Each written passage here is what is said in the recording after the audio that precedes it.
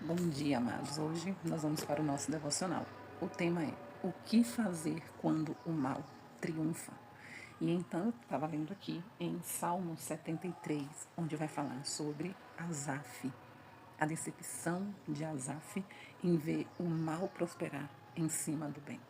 E nós vamos falar sobre isso nessa manhã, primeiro com o nosso café. Eu estou aqui com roupa que eu acordei agora mesmo, para a gente poder fazer o nosso devocional.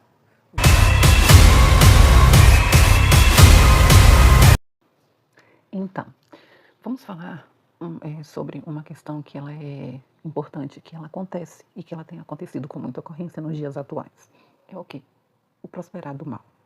Nós vivemos dias em que o mal prospera, em que o mal reina, em que as pessoas ruins, elas têm saído como vencedoras, as pessoas más, elas têm obtido sucesso naquilo que elas querem.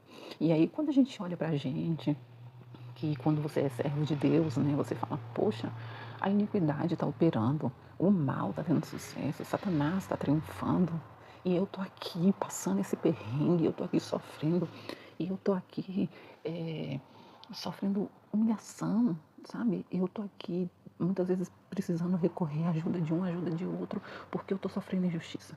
O que fazer quando o mal prospera? O que fazer quando chega o dia mal? Nós temos uma lição que o salmista Asaf, ele vai nos ensinar no Salmo 73. Asaf, ele vai viver um momento de prosperar do mal, prosperar da iniquidade, ele vai sentir na pele dele esse prosperar iníquo. E o quanto que isso atingiu a vida espiritual dele, a vida emocional e principalmente o psicológico. Asaf entrou em crise existencial. Asaf entrou em crise espiritual. Asaf, por um momento, não foi buscar em coisas ocultas a solução para os problemas dele. Quantas vezes nós vemos pessoas que abandonam a Deus, abandonam a palavra do Senhor, abandonam uma vida de oração, uma vida onde experimentou o melhor de Deus, porque o mal triunfou, porque se sentiu um perdedor, porque foi injustiçado, porque não recebeu aquilo que diriam que ele recebia, ou porque não recebeu até o que a palavra disse que ele receberia. Sabe, pessoas que ficam firmadas e confiando numa promessa de bênção terrena. Só que no caso de Asaf, não era que ele confiava em bênçãos terrenas e ele queria receber riquezas e famas e aplausos. Não, Asaf, ele era verdadeiramente um servo do Senhor. Mas quando ele viu a injustiça reinar, Asaf, quando viu o templo do Senhor sendo profanado e os ímpios fazendo algazarra, Asaf se frustra. E olha o que Asaf fala, Salmo 73. Para dar uma lidinha na palavra, porque é nela que a gente tem que firmar aquilo que nós vamos falar. Diz assim: com efeito, Deus é bom para com Israel. Deus é bom para os de coração limpo. Porém, quanto a mim, quase os meus pés vacilaram. Pouco me faltou para que eu desviasse os meus passos, pois eu invejava os arrogantes e a prosperidade dos perversos. Porque os perversos não têm preocupação, o corpo deles é sadio, eles não partilham das canseiras e nem são afligidos como os outros homens. Esse é Salmo 73, do 1 ao 5. Asaf, ele está falando aqui assim, que ele está olhando a soberba do homem mau. E como que o homem mau prosperou em sua soberba. Ele está falando das pessoas que matam, que falam maliciosamente, está aqui no versículo 8, que oprimem. E é como se o céu tivesse falado assim, vocês estão livres para fazer o que vocês quiserem. E ele fala assim, será que Deus, no versículo 11, será que Deus não está vendo isso que está acontecendo? Será que Deus está sendo inerte? Será que Deus nos abandonou? Então ele fala aqui, eu sei que Deus é bom para aqueles que o amam. Eu sei que de fato Deus é bom para com o povo de Israel. Só que me falta força, porque o mal está triunfando. E aí a gente vê acontecer nos nossos dias o seguinte, é onde a gente precisa tirar uma lição. A lição que Asaf nos deixa.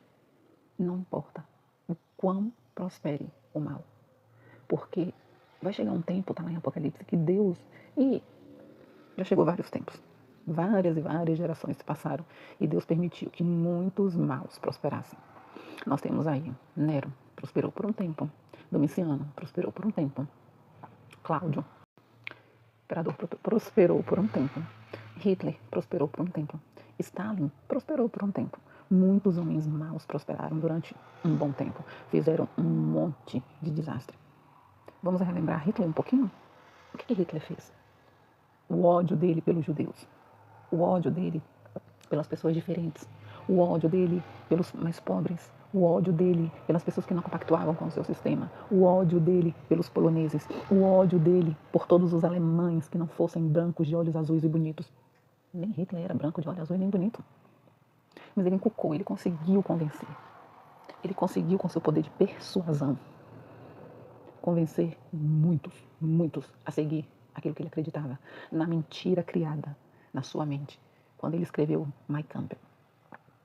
Ele usou também de um relato bem mentiroso, Os Sábios de Sião. Depois, se vocês quiserem, vocês podem até procurar aí na internet a respeito dos Sábios de Sião. É um documento falso que foi feito por pessoas que odiavam os judeus e queriam o mal desses judeus. Então, eles escreveram como se fossem várias pessoas e fizeram e colocaram várias. E nessas anotações ficou assim, parecendo que um documento era verdadeiro. Então Hitler usou esse documento para disseminar um ódio contra os judeus. E tem uma frase que Hitler diz, que ele diz assim, ó, que a destruição dos judeus é um bem, é um favor que ele está fazendo a Deus. Lá em João, vou lembrar e vou colocar aqui, lá em João, se eu não me engano, se não for João, eu coloco o versículo certo, ele diz assim, ó, quando eles vos perseguirem, eles farão isso dizendo que estão fazendo um bem a Deus, em favor de Deus. Então a gente vê assim o mal triunfando e as pessoas usando disso e falando, isso é por Deus. Então a gente vê a obra de engano entrando nas igrejas, a obra de engano entrando nos corações, fazendo com que as pessoas vão buscar nas coisas ocultas.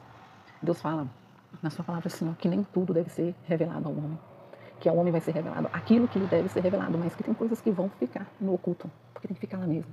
E o homem, nessa soberba de querer tudo agora, de querer tudo já, de não querer sofrer, de não querer partilhar de dor, de não querer partilhar de nada, está buscando no obscuro algumas respostas. Então a gente vê gente aí entrando para irmandades. Nós vemos pessoas crentes, que se dizem crentes, né? Entrando para maçonaria. Nós temos muitos pastores dentro da maçonaria, por incrível que pareça. E é triste, porque a maçonaria nada mais é do que uma irmandade, né? Que adora um Deus, dizendo que é este Deus aqui que nós mesmos adoramos, mas que vem com uma obra de engano. Eles adoram a fama, eles adoram o dinheiro, eles adoram as conquistas, eles querem, se puderem, chegar a graus de mestres, eles têm acesso a sabedorias ocultas, da quais nós não sabemos. Alguns têm acesso à sabedoria comum, a livros que falam sobre a clavícula de Salomão, eles têm acesso, não só os maçons, mas o pessoal da Irmandade dos Templários, Rosa Cruz, tantos outros, que diz que tudo isso é em nome do amor, que é para poder ajudar. No fim das contas, é o que Apocalipse diz, são coisas ocultas, profundas de Satanás.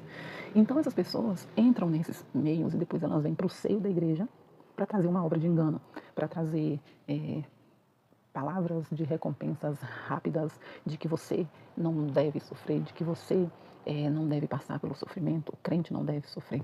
Quando a palavra de Deus diz, bem o contrário, no mundo sofrerei aflições, mas tem de bom ânimo, eu venci o mundo. João 16, 30 alguma coisa.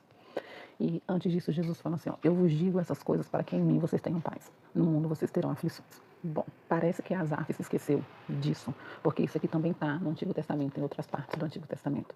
Deus avisando das aflições que vão vir. Como, por exemplo, Deus falando para o povo a respeito do cativeiro babilônico, que o povo fosse submisso a Nabucodonosor. E aí, quando Jeremias vai entregar esse recado, a galera resolve ressachar Jeremias, né? Porque eles não querem ir para o cativeiro, eles querem a bênção, eles querem ficar prosperando lá no lugar deles. Então, vieram muitos falsos profetas e disseram que não, que eles não iriam para o cativeiro. Depois eles já mudaram a conversa. Não, a gente vai para o cativeiro, mas a gente não vai ficar lá 70 anos. E aí, por causa dessas falácias, né, de acreditar naquilo que Deus não disse e ter isso como verdade, muitos são levados ao engano e na hora que chega o momento da luta, faz igual a Asaf. Eu comecei a ver os ímpios prosperarem e eu, de que me vale? De que me vale ficar aqui? De que me vale tanto zelo? Elias falou isso quando Elias foi para a caverna, que Jezabel o ameaçou. Ele falou, Senhor, eu fui tão zeloso pela tua palavra, eu fui tão zeloso, eu tive tanto amor pelas tuas coisas e agora estou aqui ameaçado de morte, sabe? Ela quer beber o meu sangue, ela decretou a minha falência. Aquilo causou medo em Elias, e Elias vai para onde? Elias se esconde com medo, a fé de Elias se abala. O que eu quero dizer é que é normal. A nossa fé abalar é normal. Agora, perder a fé a ponto disso nos colocar em uma situação de apostasia não é normal. Nós precisamos saber em quem nós cremos. O apóstolo Paulo diz assim, eu sei em quem eu tenho crido. E por saber em quem ele cria, ele sempre... Foi Paulo? Eu sei em quem eu tenho crido.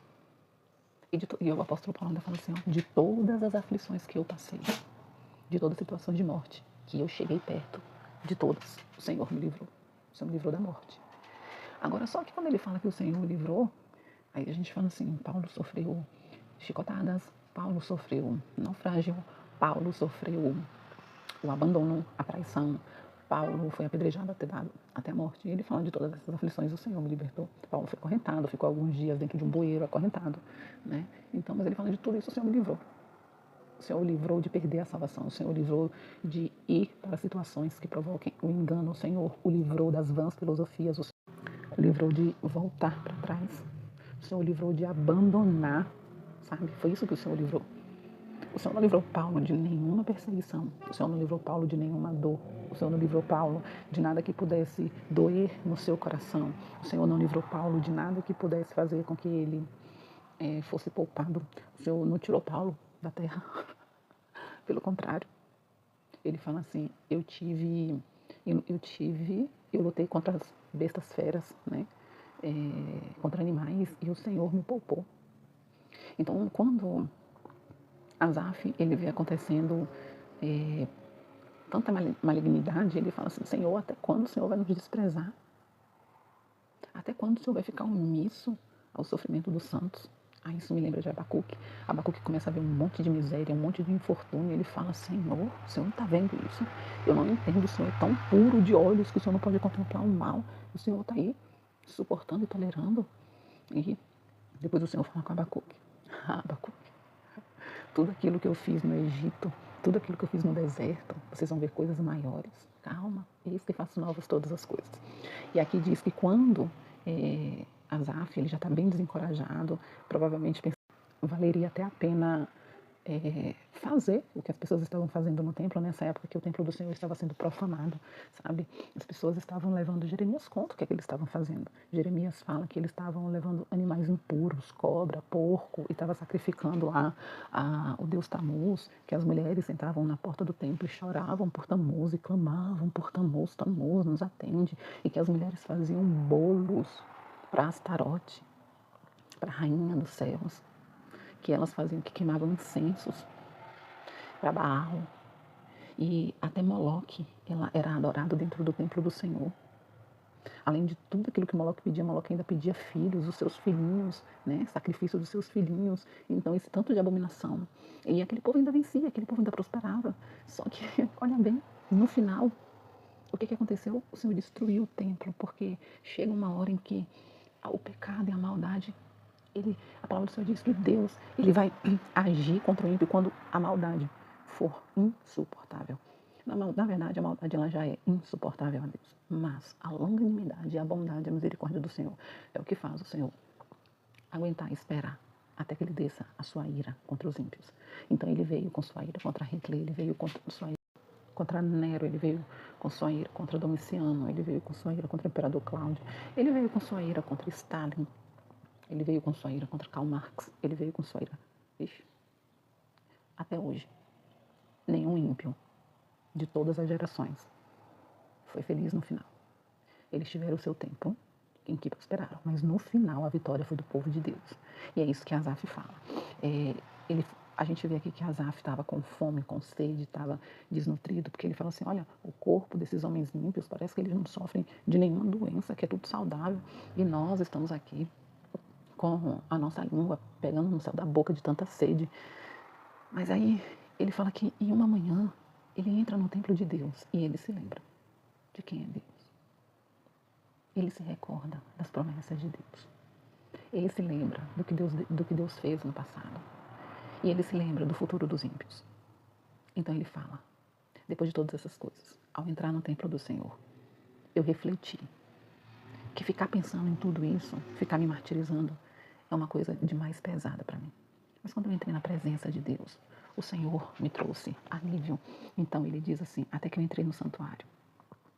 E eu entendi que tu, Senhor, põe esses cães, esses homens maus, esses homens assaladores e perversos, de forma que no momento certo eles venham cair na destruição.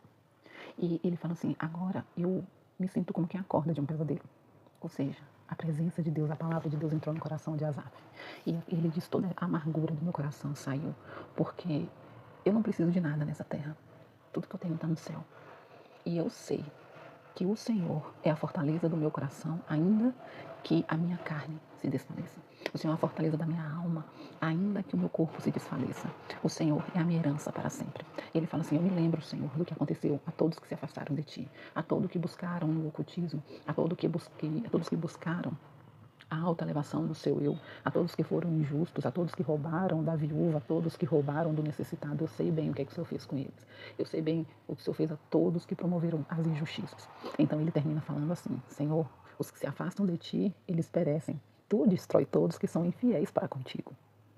Quanto a mim, bom é estar junto a Deus. E no Senhor ponho o meu refúgio para proclamar todos os seus feitos. O que fazer quando o dia mau chega? A palavra do Senhor diz assim: guardei a tua palavra no meu coração para não pecar contra ti. Guardei a tua palavra, lâmpada e luz para o meu caminho. Jeremias diz assim, em Lamentações, quando ele está vivendo os piores momentos da queda do templo, ele fala: eu quero trazer à memória aquilo que me traz esperança.